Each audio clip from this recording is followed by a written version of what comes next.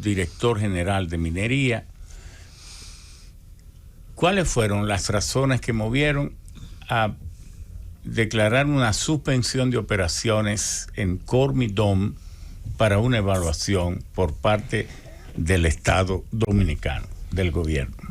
Sí, muchas gracias, Ramón, muchas gracias, don Bienvenido, muchas gracias al país, que yo sé que están en sintonía con este programa. Gracias también a Cormidón, gracias a cada uno de los miembros de esta mesa, a mi hermano Cire León y a mi amigo, yo no sé si un poquito más, Miguel Peña, por participar de este programa. Mire, la decisión que hemos tomado de paralizar las operaciones dentro del túnel de producción para hacer una evaluación es normal. Eso está dentro de los protocolos de toda operación minera cuando suceden estas situaciones. Y ayer precisamente tuvimos una reunión de trabajo conjuntamente con los directivos, con don Paul Marín, con Elisa Mena y otras personas para diseñar el plan a seguir. Hay un plan a seguir que ya se va a empezar a ejecutar el próximo lunes, donde tanto la empresa Cormidón como el gobierno, a través de la Dirección de la Minería, el Ministerio de Energía y Minas, vamos a iniciar una evaluación a ver qué pasó y por qué pasó, y corregir la situación para darle mayor seguridad a las operaciones, porque las operaciones no van a continuar. Tenemos que aprovechar nuestros recursos naturales, pero también tenemos que darle garantías a cada una de las personas, incluyéndonos nosotros, cuando visitemos la mina, tenga la seguridad de que no pueda pasar una situación igual. Vamos a hacer una investigación, en este caso geológica, y de toda la geomecánica de las rocas, para identificar la situación. Y también minera. Y también minera, obviamente. Desde el punto de vista de la ingeniería de mina, el diseño de los socavones y todo esto. Los socavones son los túneles o las galerías. Y todo eso. Están de acuerdo. El plan de minado, ingeniero, ahí. Lo vamos a revisar. Estamos muy de acuerdo completamente la empresa. Y el gobierno, en esto nosotros hemos estado muy de acuerdo. Desde que pasó el accidente, nosotros estuvimos al frente, conjuntamente con la empresa, un equipo de personas, y gracias a Dios pudimos en 10 días darle respuesta al país.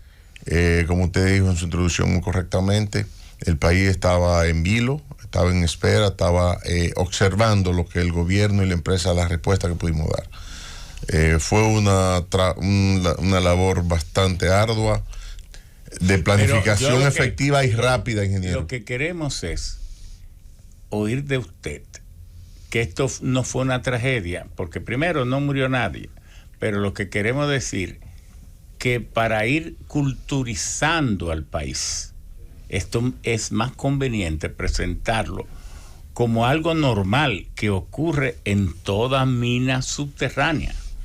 En el país, como no, esta es la única mina subterránea, excepto los túneles y las covachas que hacen los que buscan ámbar. Larimar.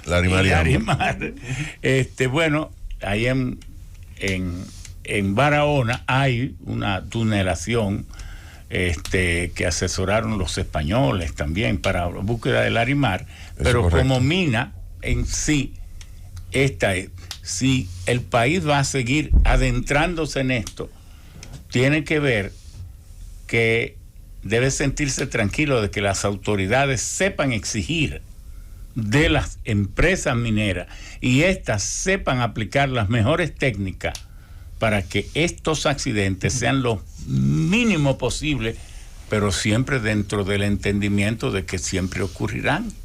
Eso es así y precisamente, ingeniero, esa es la visión del gobierno del presidente Luis. Cuando estuvo allá me dijo: Rolando, tenemos que adentrarnos en una evaluación exhaustiva, fue la palabra que utilizó, de la situación, por qué esto va a continuar, la operación, el país necesita que se siga produciendo los recursos, aprovechando los recursos minerales, pero con la seguridad.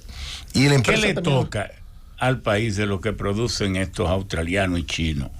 Digámosle así, como dice la gente en la calle, de lo que estos australianos... No, la ley es descrita, ingeniero. Pero ¿cuánto le toca? Le toca el 27% por un lado, el 5% por otro, y todas las estructuras normales. Si producen 100 millones en el año, ¿cuánto no? Si se ganan 100 millones al año, nos tocan de las utilidades per se 27.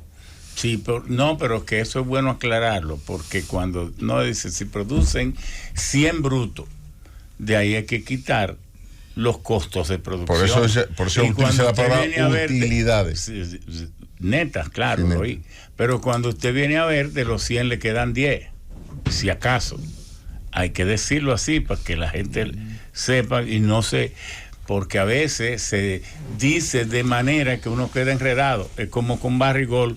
Sí, el 51%, pero de lo que quede, pero que entonces hay 4.800 millones de dólares que se usó para el proyecto que se está descontando. Incluso es lo primero que se descuenta en el caso de Barrick Gold, digo yo. Usted sabe que Barrick Gold es un proyecto diferente, porque Barrick Gold es un contrato. Sí, fue un regalo de Leonel Fernández a la Barrick. Esta empresa está operada por la ley 146. La 146 establece cómo son los beneficios de la empresa minera, ¿no? Sí, pero esa ley es muy vieja. No la mencione mucho porque quedamos desacreditados. Que en tantos años no hayamos podido darle al país una ley. Estamos en ese proceso, ingeniero, de revisar. Hagan eso rápido, porque es que ya la gente está cansada de que le estén ofreciendo el futuro. Y la gente dice, si me ofrecen tanto el futuro y nunca me llega, entonces yo soy una cifra estadística. Y entonces resulta que la gente solo hay una vida. Entonces, lo que tú me ofrezcas a mí, si me convierte a mí en estadística, probablemente a mí me toque cuando yo no esté. Entonces, hay que hacer las cosas rápido para que la gente sienta que se le está atendiendo en su vida, no en la vida estadística, que usted sabe que eso es peligroso. Es así. Bueno, usted es político, ingeniero, y sabe que pasar una ley, estructurarla, pasarla por el Congreso. No. Después que se pasó la ley de excepción de extinción de dominio rápido, cuando el presidente quiere una cosa, eso se hace de una vez. Bueno. Cuando la suelta para que, cuando la sociedad la para, ahí de que es difícil. Usted sabe que es así. Pero bien, entonces, ¿qué tiempo cree que va a tomar este proceso de investigación y estudio de los protocolos del plan de minado, que ya ustedes lo tenían, porque claro, todo esto debe estar siempre monitoreado por ustedes? Mire, mañana vamos a hacer cronograma. Ya ayer hicimos el perfil de lo que necesitamos y mañana vamos a hacer el cronograma y se lo vamos a anunciar al país, el tiempo que vamos a establecer para hacer toda la investigación necesaria para reabrir la mina con mayor y mejor seguridad. Porque una mina que produce, ¿cuánto? Paul, how much money do you produce every year as income? Gross income. The last few years, it's mostly losses because we're currently. Yeah, no, but in money, income. I'm not saying about benefits. Gross income, ingresos totales. Las ventas totales. Ventas totales. Look, without looking at the numbers, I'm actually guessing. Sin los números aquí yo estudié básicamente. Yeah, I guess. Look, neighborhood number. Look, currently probably in the order of $75 to $100 million gross income.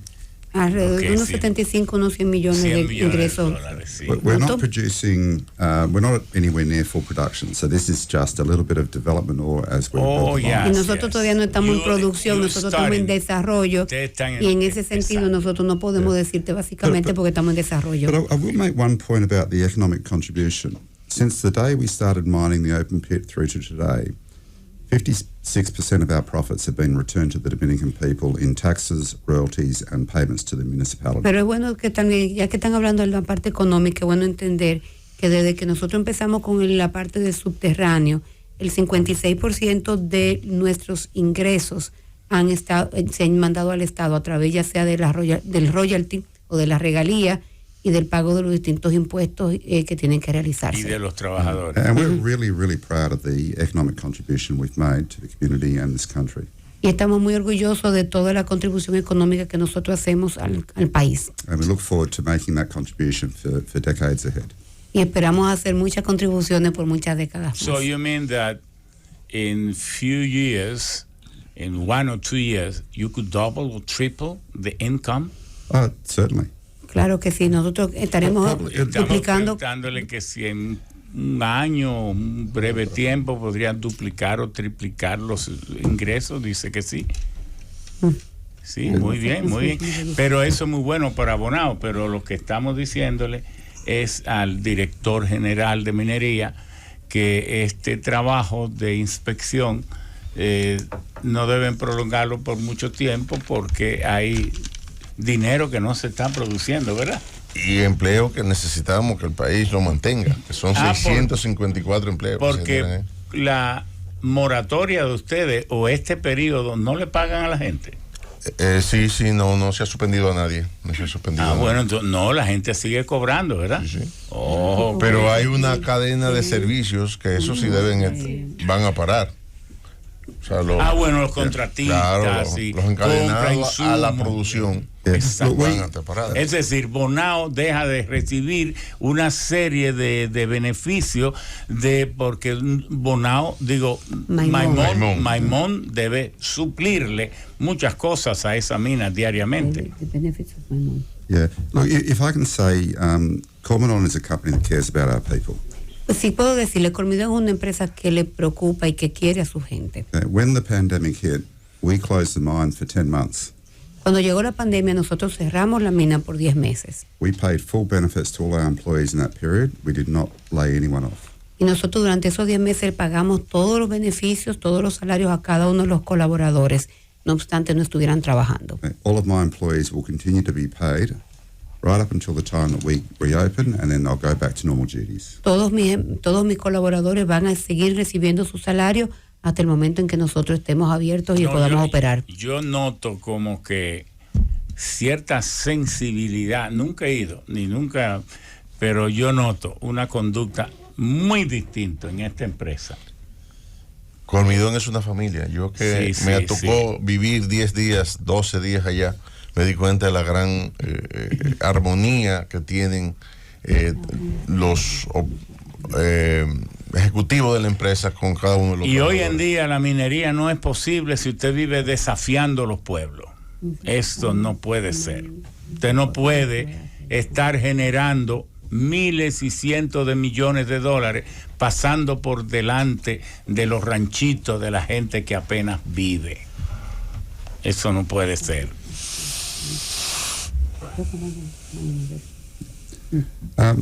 So if we just go back a little bit to our rescue plan, we had a team of employees that were dedicated to communications with the miners. What that means is they were responsible for drilling communication channels down, getting food, water, air, communications, entertainment, equipment to our miners. Y queremos tal vez volver un poquitito, sí, como usted dice, importancia de la comunidad, pero volver tal vez al plan de rescate para entender un poquitito lo que se hizo. Había un equipo muy particular solamente trabajando todo lo que era mantener las comunicaciones y llegar a las comunicaciones a nuestros chicos. Ahí se mandó todo lo que era la comunicación, comida y todo el plan de mantener lo que es esta línea de vida y de comunicación. Within 24 hours of the rockfall, we had 2 rescue approaches planned and they commenced. Y en 24 horas o menos de 24 horas del suceso ya nosotros teníamos 2 planes de rescate establecidos y iniciados en las operaciones del mismo. Those plans were designed to run simultaneously, so if we struck trouble with one, we could continue with the other. Y esos planes se hicieron de forma tal de que tuvieran concomitantes cada uno. De si uno paraba, podíamos continuar con el otro y pudiéramos llegar a donde ellos. At the same time, our planning team at the surface was looking at other options in case we had problems with both of those. Y al mismo momento, nuestro departamento de planeación estaba trabajando buscando aún otras opciones en el caso de que estas 2 que estábamos llevando en curso fallaran. Algo que me satisfizo mucho y me impresionó fue que un periodista le preguntó a Paul Marinko que cuánto esfuerzo iban a dedicar y él dijo, no importa lo que nosotros gastemos, eso se me grabó a mí, pero nosotros lo vamos a rescatar sin importar lo que tengamos que gastar. Ese fue un acto de responsabilidad. It's every man and woman that walks onto that mine is my responsibility, and it's the responsibility of Cormidon. We won't spare any expense in looking after them. Cada una de las personas que entran en esa mina, hombre o mujer que trabaja allá, es mi responsabilidad, es nuestra responsabilidad. Y nosotros no vamos a poner valor a ellos. Nosotros somos responsables y tenemos que cuidarlos. The only people that have asked me how much we spend is the media. My shareholders and my board have not asked me once. Los únicos que me han preguntado a mí cuánto vamos a gastar o cuánto hemos gastado prácticamente son los periodistas. Ni mi accionista ni mi consejo ha preguntado cuánto cuesta eso. It's not something I will ever quantify. I don't know and don't care. Eso es algo que nunca vamos a ponerle número. No sabemos cuánto es y no nos interesa. No lo hace usted, pero lo hace la contable. Doesn't do it yourself, but the accounting department will do. Sí. Probably. Tal vez. Bueno, vamos a ver, Osiris. ¿Para qué se tiene que, por ejemplo, tener psicólogo en un caso así? Mira, esto es un tema muy importante, Ramón, porque si bien es cierto que la primera acción que tomó Cormidón fue notificar a la Dirección General de Minería, hablar con nosotros, llegamos rápidamente allí, el ingeniero Rolando Muñoz y yo bajamos con Elizabeth, entramos a la galería, vimos lo que pasaba, se estaba trabajando allí para tener una línea vital, una perforación que permitiera inyectar aire, inyectar agua potable y fresca y alimentación. Después de eso se necesitaba lo más importante para 2 personas que estaban bloqueadas y que en su agenda mental eso no estaba ese día.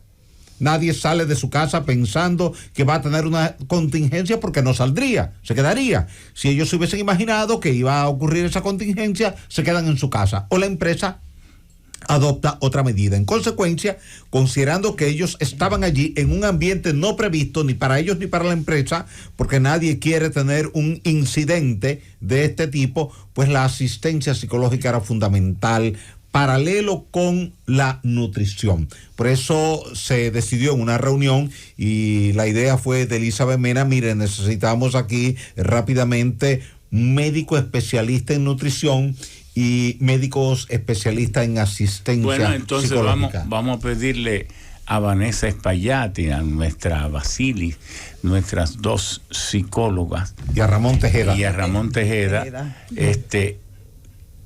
¿Cuál fue el manejo que ellos tuvieron que hacer de la evolución de esa curva de sentimiento? Porque, hay algo importante que quería decir. Cormidón, agradecidos que confiaran en nuestro equipo, que trabajamos en emergencia ya de hace unos años. Ellos estuvieron tan interesados en la salud mental de esos 2 mineros y de sus familias que yo recibí la primera llamada el día primero. El día 2 ya estaba el equipo interviniente ayudando a las familias y ayudando a los mineros. O sea que lo que hablabas ahorita del interés de esta compañía, de que realmente hubiese, vamos a decir, un apoyo en todos los sentidos, incluyendo en la salud mental, se vio desde el día 1. Entonces, inmediatamente lo que uno hace es formar un equipo de intervinientes. En este caso, el equipo interviniente fueron Ramón y fueron Jacqueline. Yo estuve como supervisora porque siempre que hay intervención en crisis, tenemos un equipo supervisor y un equipo de intervinientes.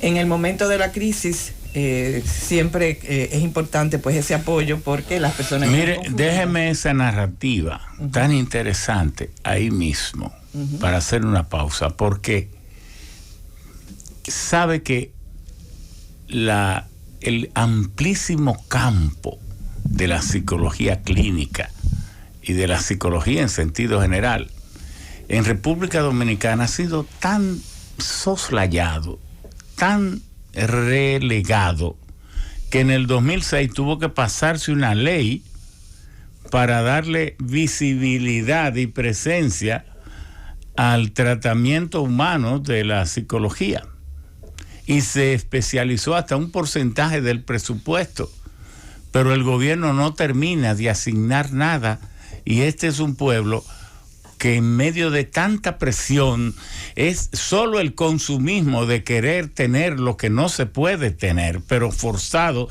por una sociedad que te impulsa a que tenga cosas casi obligado. Todo eso desequilibra la mente de la gente. Y no hay aquí, en el país, asignaciones, ni las ARS entienden que la mente humana requiere tratamiento, y esto anda manga por hombro lo que es la psicología.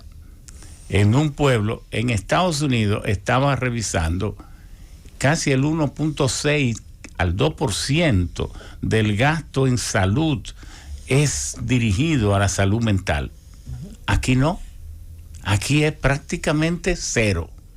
Eso sí, y usted ve los locos por la calle, nadie los recoge.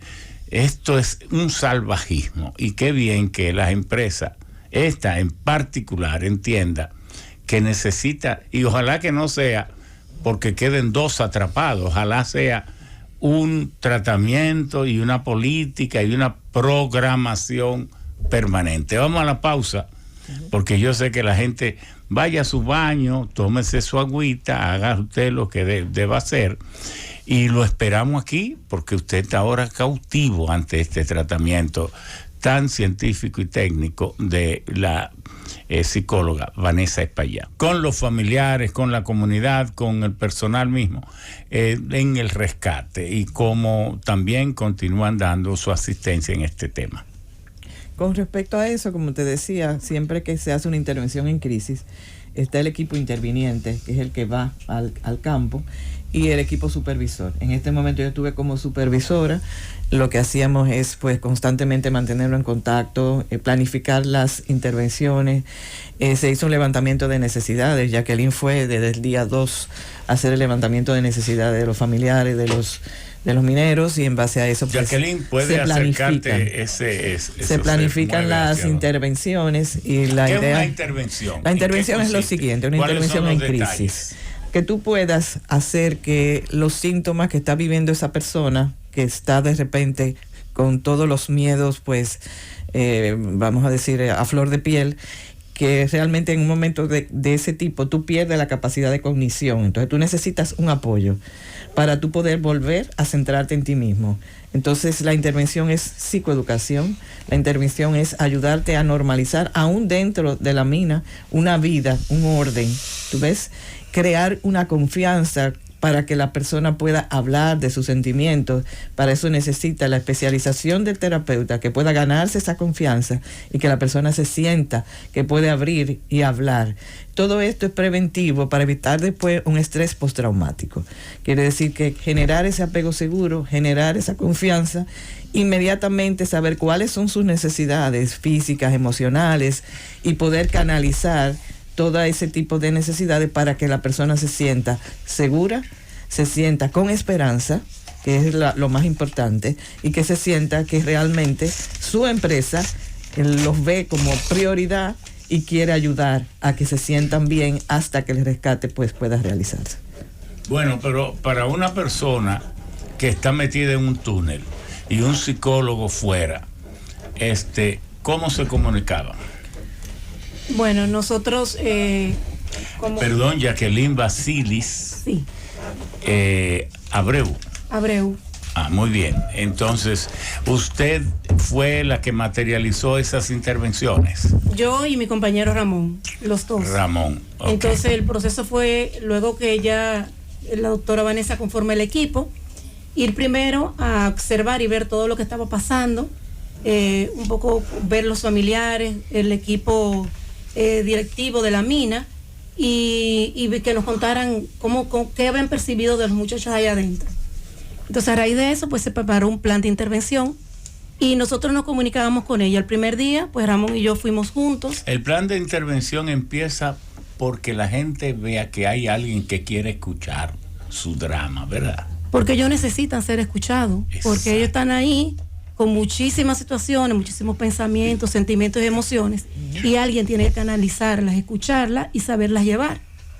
Entonces, el experto en psicología... Me parece, porque estuve viendo en la televisión, cuando el presidente López Obrador asistió al lugar de la mina allá en México, que hay los 10 mineros. Sí, Sabinas, Coahuila. En Sabinas, Coahuila. Yo estudié ahí porque cuando yo salí de Colorado, el doctor Rex Bull consiguió una asesoría, y entonces en la mina de Coahuila, que opera la DuPont, en Domincia, es un pueblecito que está en el codo del río Colorado, es cerca de Marathon, y entonces él me propuso llevarme para que yo me encargara, después que él diseñó el plan de mejoramiento de la recuperación, del porcentaje de recuperación, una mina de fluorita. Y entonces ahí yo estuve 3 meses, un lugar muy desértico, ese Coahuila. A fluorita, un fluoruro de calcio. Exacto, que sirve para hacer el concentrado para producir freón, el gas refrigerante de los acondicionadores de aire, que ya está prohibido. Tú sabes que me decía el profesor Red Bull en Colorado School of Mines: cuídense, muchachos, Ramoncito va a ser presidente de tu país. Bueno. Entonces usted me preguntaba cómo nos comunicaban con ellos. Que yo decía que estuve viendo en la televisión cuando llegó el presidente López Obrador, y a mí me pareció que esa reacción contra el presidente fue porque faltó un manejo de eso que ustedes hicieron en esa mina. Cuando llega el presidente, no sé si ustedes lo vieron, salieron señoras diciendo, y él ahora viene a aprovecharse, sí, está bien, venga y grábenos para que lo use para sus planes políticos. Así mismo, a un hombre que tiene una tasa de aceptación tan alta. Sin embargo, en esa intervención, como ustedes le llaman, él fue bruscamente tratado. Entonces, ahora yo colijo que un equipo que hubiese estado allí haciendo esas intervenciones, dándole tratamiento no solo a los que están atrapados, que a lo mejor no hay comunicación, pero sí a los familiares, sí a la población, con orientaciones, con escucharlo, que es lo que a veces... Así es. Entonces nosotros, bueno, pues la primera vez fuimos ambos, Ramón y yo, a conocerlos a ellos y a que ellos hicieran un vínculo con nosotros. Se dice que Abraham Lincoln tenía un amigo, él salía del palacio, de la Casa Blanca, y se iba caminando casi todas las tardes, como a las 7, iba donde su amigo Joseph y hablaba como media hora, y Joseph le escuchaba. Entonces un amigo vino y le dijo: tú conversas mucho con el presidente. Entonces le dijo: sí, porque yo le escucho. Así es. Entonces era escucharles cómo se sentían en ese momento, qué emociones estaban sintiendo, sentimientos, si estaban durmiendo, cómo se estaban sintiendo con la alimentación, porque todo eso hay que contenerlo y poderlo trabajar con ellos. Hacerle una estructura de qué era el día, qué era la noche, que era importante que tuvieran un orden allá adentro, porque eso iba a garantizar que su salud mental pudiera continuar. Entonces ya luego, pues Ramón y yo nos turnábamos durante los 9 días, siempre hubo un psicólogo en la mina, iba un día Ramón, un día yo, y entonces teníamos contacto con ellos a través de una torre de control. Ellos tienen como dentro de la mina, y nos acercábamos mucho a ¿cómo se llama, Elizabeth? ¿A ustedes bajaron algo? No, al túnel no, a la torre de control, que es muy cerca de donde ellos entran. Una cabina como esta. En el portal del túnel, que yo le llamo. Sí. Entonces ahí, a través de la radio, muy buena la comunicación con uno. Pero no habían imágenes. En principio sí tenían imágenes, pero ya después que el primer día, pero nosotros... Al principio no, después sí. Y después sí. A mí siempre me tocó con la radio, no sé si a Ramón le tocó en imagen. No, siempre fue a través de la radio. Y lógicamente eso requiere también más recursos para tu poder establecer ese vínculo. Pero para 2 hombres atrapados, una mujer es más agradable que un hombre. Sí, yo creo que probablemente yo también hubiera pensado lo mismo. Pero en ese momento donde hay una rotura, si se quiere, de su biografía, de su parte vital, ¿no?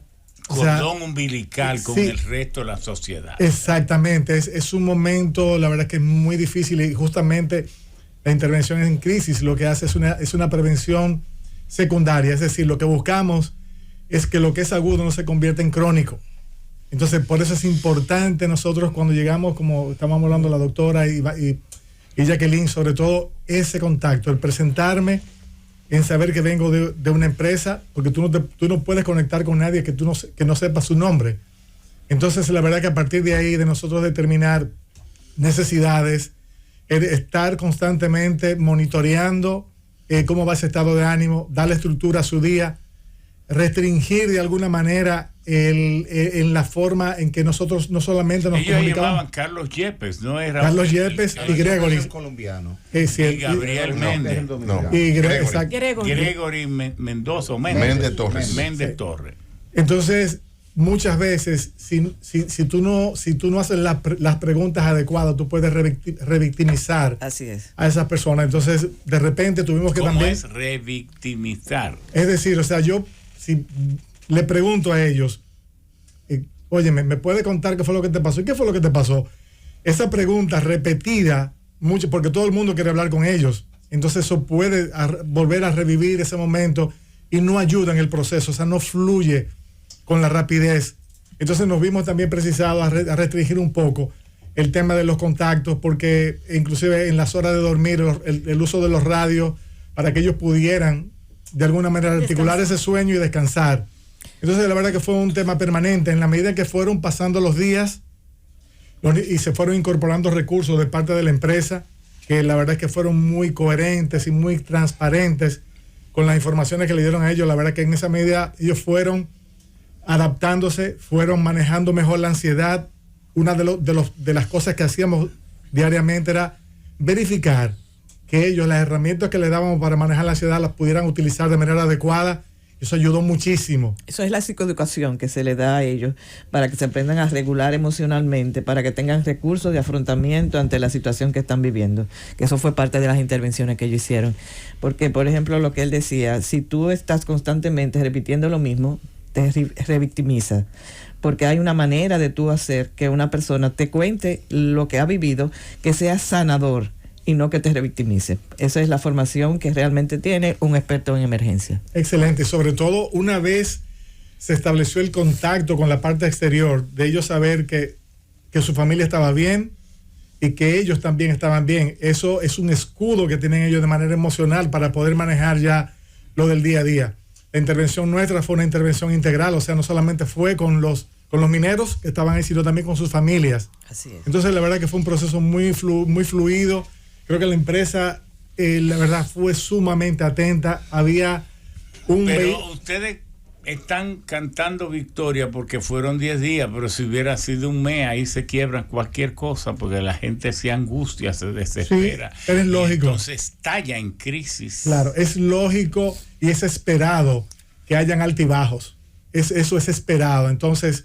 Y es normal también de que en un momento hayan picos de ansiedad y demás, y por eso justamente lo que decía la doctora, de nosotros proveerles a ellos de herramientas para manejar esos picos de ansiedad. Entonces, para nosotros fue sumamente fácil porque hubo una integración del equipo que estuvo participando, pero también con la empresa, que nos en todo momento nos protegió, nos dio las facilidades para realizar ese trabajo. Entonces, la verdad es que... Y además seguimos, porque esto no ha terminado. Yo creo que es un tema que sigue. Ellos se han preocupado porque el equipo siga integrado tanto a Gregory como a Carlos y a la comunidad. O sea que estaremos trabajando en ese aspecto. Sí.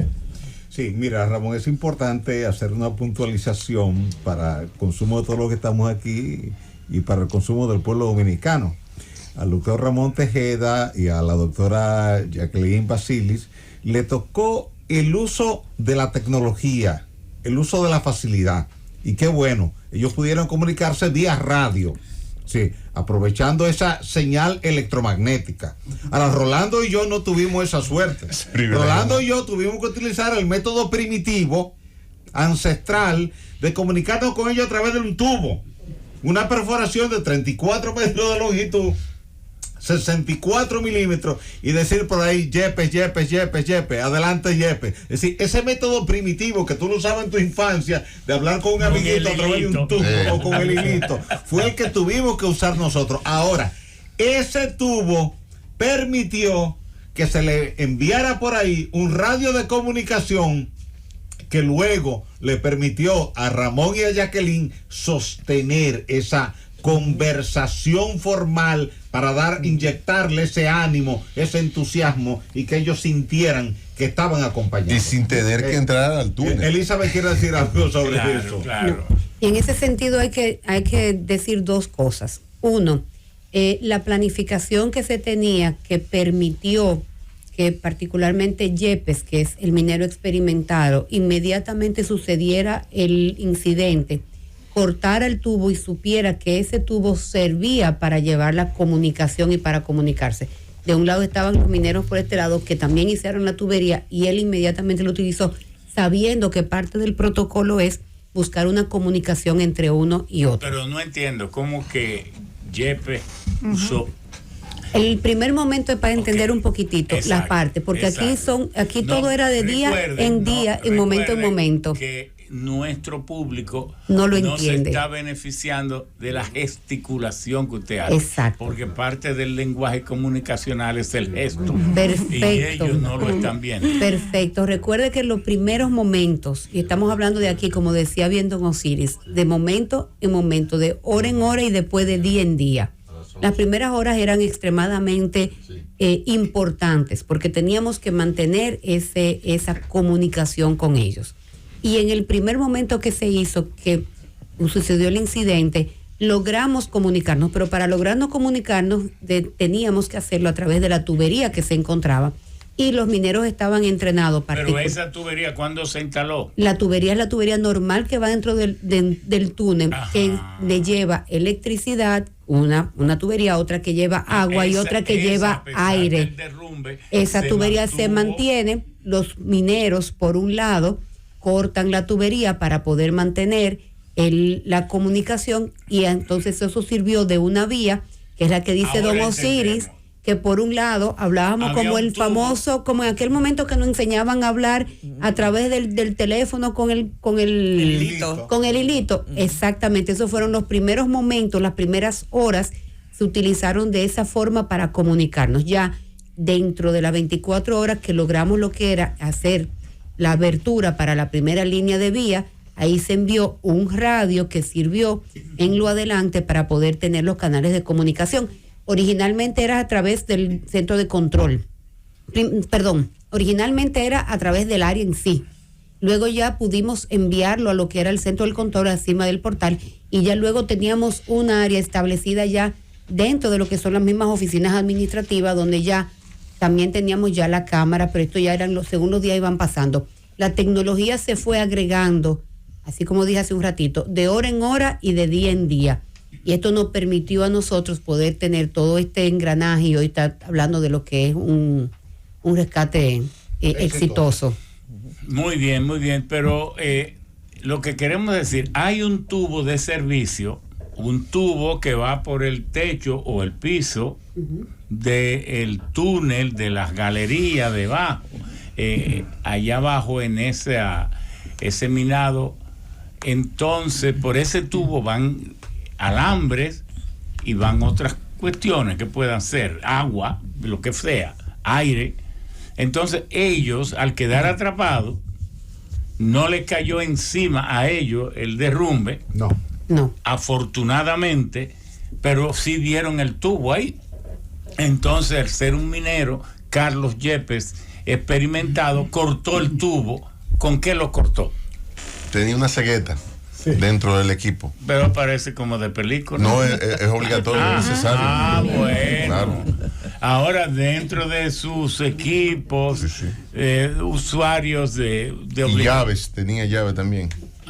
Ok. ¿Y dónde lo llaves tenía? mecánicas? Bueno, hay un equipo, se llama un Jumbo, que es un equipo de trabajo, y dentro de ahí hay una caja de herramientas. Dentro del túnel. Sí, y acertó que en esa parte del túnel estaba ese equipo. Sí, señor. Ese era el equipo. Ese era el equipo que ellos estaban operando. Estaban operando ese equipo. A ellos estaban operando. Que también no se habla del equipo, pero el equipo también quedó atrapado ahí. Correcto. Entonces son una serie. ¿Sí? A distancia 61 metros de donde sucedió el hecho del derrumbe. Ellos estaban operando en ese momento. Muy bien, muy bien. Bueno, entonces, Paul, you have to leave. You have some other... No. Oh, that's good. Sí, yo le estaba preguntando si él tenía que salir, dice que no. Se ha entusiasmado y se quedó. Lo que le pasa a mucha gente. Lo que le pasa a mucha gente. Se queda sintonizado. Que se queda No lo puedo mover el día. Bueno, sí. You do need to turn the heating up. Remigio, tienen mucho frío. Por favor. Vamos a ver si maravilloso. Si suben un poquito la temperatura. Basili también tiene un poco Sí. Y el que no tiene pelo también. ¿Tú sabes qué me pasó a mí? Cuando yo llegué a Colorado, Dr. Rex Bull, uno de mis profesores que fue mi asesor y mentor. Cuando yo llegué, yo era calvo hasta aquí, hasta ahí adelante. Entonces él me decía, Ramón, siéntete bien porque eres muy inteligente y la gente se dará cuenta cada vez más por tu calvicie. Porque era hasta aquí adelante. Luego, como al año, me dijo, Ramón, ya tú eres calvo hasta mitad de la cabeza. No, me dijo, ahora más, porque eso quiere decir que tú eres muy sexy, muy sexual. Pero ya al salir de la universidad era calvo hasta aquí atrás y me decía, Ramón, lo lamentable es que ya no eres ninguna de las dos. No sé si te ha pasado a ti. No, a mí con mi calvicie... No, el micrófono, agárralo bien. Con la calvicie solamente una desventaja. Y es que siempre le pasan la cuenta al calvo, después todas son ventajas. Bien. No, Miguel, tú trabajaste en Mochito y has trabajado en otras minas que no son subterráneas, son minas a cielo abierto. Explícale al pueblo cuáles son por qué unas minas son a cielo abierto y otras son subterráneas. De hecho, esta misma Cormidom, y por eso la riqueza y la suerte de nuestro país, porque es tan pequeñito y a veces tenemos cosas que es muy raro que existan. Bueno, una de las minas más grandes del mundo, que es el Teniente en Chile, es también a cielo abierto y subterránea. Y ya decía al principio que desde 2005 hasta el día de hoy, operando de manera continua, 117 años, ha acumulado 4.500 kilómetros de galería o de túneles. Pero son unos túneles que para entrar a esa mina existe lo que se llama la carretera del cobre. Y es que usted de su ladera viene en su vehículo y usted entra a la mina y recorre, tantos kilómetros como usted nunca se hubiera imaginado. Y dentro de esa mina hay talleres, y son unos equipos que unos camiones que mueven 300 toneladas y 250 toneladas. Es decir, que la minería a cielo abierto, a nosotros nos ha tocado aquí Alcoa a cielo abierto, Falcon Bridge a cielo abierto y también Rosario. Cuéntale al pueblo dominicano la diferencia entre uno y otro y por qué. Sí, muchísimas gracias por la participación que me has invitado. Mira, la minería en términos general, y específicamente yéndonos al caso dominicano, siempre hemos dicho que comenzamos la minería por la puerta ancha. Estos megaproyectos, como fue en su inicio la Alcoa, haciendo una operación de bauxita, de minado de bauxita, con un puerto en la cercanía, una infraestructura verdaderamente única. De ahí seguimos entonces a Falcondo. Y un clima fabuloso, porque tú tienes ahí lo que hoy va a ser el polo turístico y justamente una reconversión de una mina a un polo turístico. Claro, en y que Pedernales. tú entonces en la tarde, cuando venía de operar todos esos equipos de mina, esperaba el pescador con la langosta. O te iba a la montaña, apenas a Telempito, apenas claro, a 10 minutos, y ahí ya tenía un clima temperatura fabuloso. Bueno, independientemente de esas condiciones específicas de cada lugar, nosotros hemos tenido la oportunidad de haber estudiado ingeniería de minas y metalurgia en México. En México, la mayoría de la minería es minería subterránea. Inclusive, cada vacaciones yo me iba a trabajar a las minas subterráneas y tuve la oportunidad inclusive de trabajar en las minas de carbón que hoy en día dice están Wikipedia accidentadas. que México tiene 162 minas subterráneas. Solamente en la zona de Coahuila hay más de 60 proyectos mineros de carbón siguiendo ese manto de carbón. Entonces, tuve también la oportunidad en su momento de ser gerente de operaciones de una de las minas subterráneas en ese momento más importantes del mundo, la mina El Mochito. La mina El Mochito en Honduras fue abierta en el año 1948. A la fecha sigue en operación, tiene una profundidad de unos 2 kilómetros y acumulado tiene túneles de más de 700 kilómetros lineales. Naturalmente seccionado en cada una de las operaciones, los frentes de operaciones. Me tocó tener la oportunidad de llegar como consultor con la Pincock, Allen & Holt, y finalmente terminé siendo gerente de operaciones. Allí pudimos manejar, operar lo que fue la expansión y modernización de esa mina que inició en el año 1948.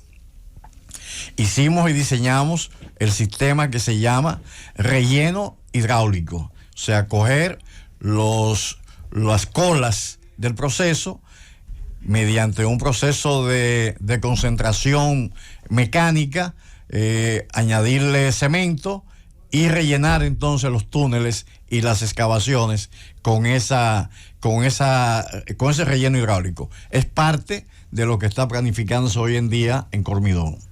Entonces hemos tenido la oportunidad de manejar la minería subterránea y también la minería a cielo abierto. Eso es para evitar derrumbes y desestabilizaciones. Exactamente, porque cuando tú haces las excavaciones, otra vez, claro. Cuando tú haces las excavaciones, allí quedan unas bóvedas. Entonces esas bóvedas, según el método. Entonces el material se recoge de la superficie, se prepara y entonces se baja y se inyecta. Exactamente, es parte del ciclo minero donde tú, en lugar de depositar las colas del proceso metalúrgico, lo reconcentra nuevamente y lo reenvía a su lugar de origen, que fue donde él salió.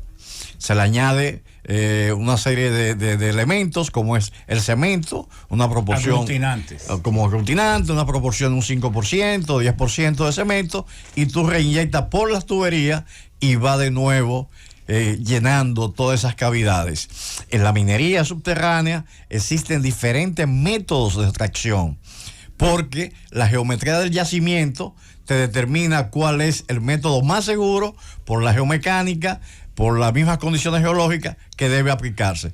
Existen varios métodos de extracción. Uno es un lever caving y así sucesivamente.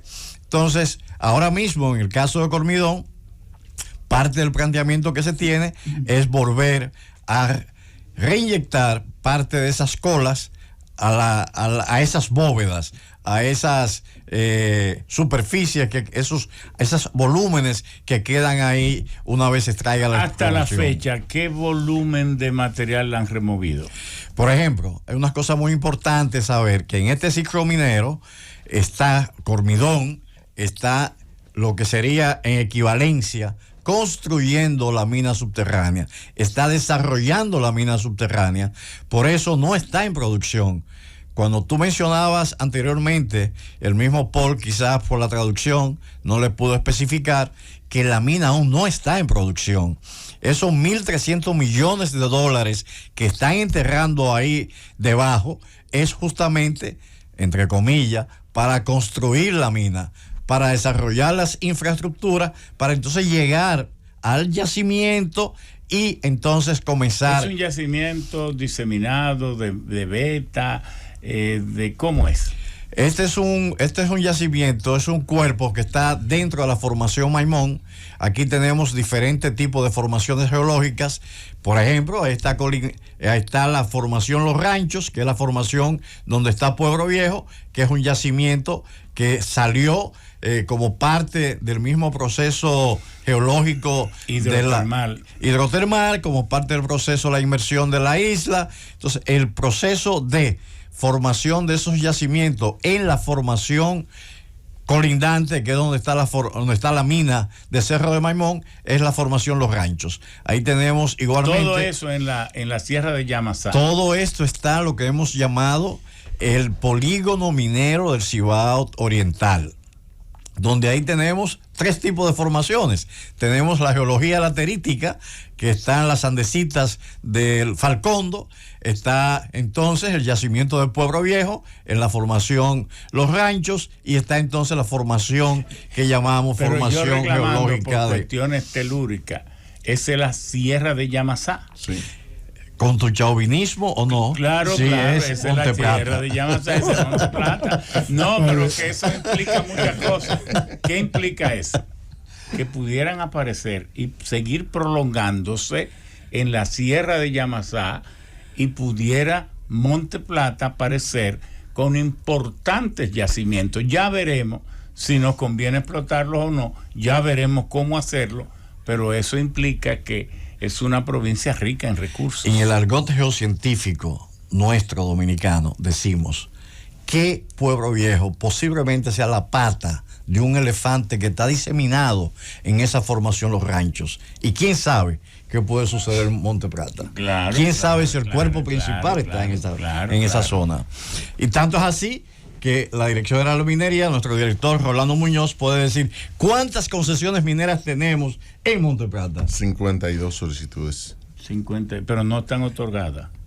Hay algunas otorgadas en exploración y otras están en trámites. No, ninguna en explotación. Okay. Ninguna en explotación. Okay. Entonces, sí tenemos una formación geológica dentro de esa geografía de Monte Plata, que es importante, es un importante potencial, que esa provincia definitivamente tiene su importancia geológica. Entonces, volviendo al hecho mismo de que este cuerpo diseminado, que comenzó en superficie con ese pequeño pit, que es lo que hoy es Cerro de Maimón, se determinó con las exploraciones que a profundidad seguía el yacimiento y sigue. O sea, todavía hay nuevas extensiones del yacimiento que a profundidad sigue apareciendo dentro de la evaluación. Cuando tú decías, bueno, las compañías mineras a veces esconden y callan, no, es que hay trabajos dentro del ciclo minero que te demanda conocer tus recursos. Pero también es cierto que aún conociéndolo, lo hacen así por una cuestión de estrategia en el manejo de su política, porque por ejemplo, en el caso de Barrick Gold, tú sabes que yo conseguí de Gold Corporation, porque Barrick Gold, esa empresa, esa mina de Pueblo Viejo, la manejan 2 empresas. Está Barrick Gold, que es la que maneja la operación, y Gold Corporation, que maneja toda la hoy Newmont adquirió todas las acciones de Gold Corporation. Entonces, yo buscaba con ansiedad dónde están los estudios geológicos y todo esto. Y yo sé que toda empresa que esté en la bolsa tiene que depositar todos esos documentos en bolsa. Pero como Barrick Gold no lo encontraba, me metí en Gold Corporation, que tenía el 40%, y por internet bajé 650 páginas. Y allí está el yacimiento desde el origen, 470 millones de toneladas. Todo lo que ellos han ido diciendo, ya lo sabían desde el principio.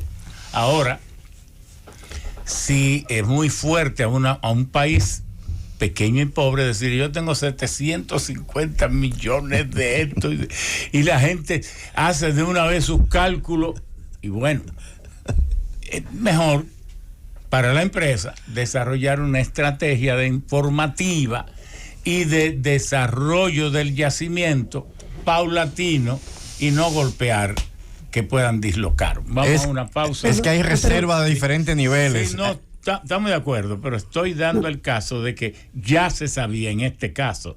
En otro es posible que se van descubriendo las reservas. En ese sentido, en el caso de Cormidón, ha sido en esta misma situación. Cormidón en el 2010, cuando entra Perilia, empieza un gran plan de exploración del recurso de forma tal de poder ampliar lo que era el cielo abierto. Y concomitantemente se estudió el recurso para poder ver si podíamos hacer efectivamente una mina subterránea, que es lo que tenemos. Es muy interesante ver en una tridimensionalidad el cuerpo, la geometría de ese yacimiento. Y que como tal así se disimula. Y así mismo es que se disimula y se hace. Y parte también, y disculpe que lo interrumpa, y es que es importante saber de que si bien nosotros seguimos con las exploraciones, anualmente también se actualiza el recurso, según lo vamos desarrollando. Y eso va íntimamente ligado a lo que es el plan de minado. Entonces, si bien pudiéramos nosotros prever cómo va a ser el futuro, tenemos que anualmente y cada X tiempo Remigio, esta abogada está queriendo saber mucho de minería.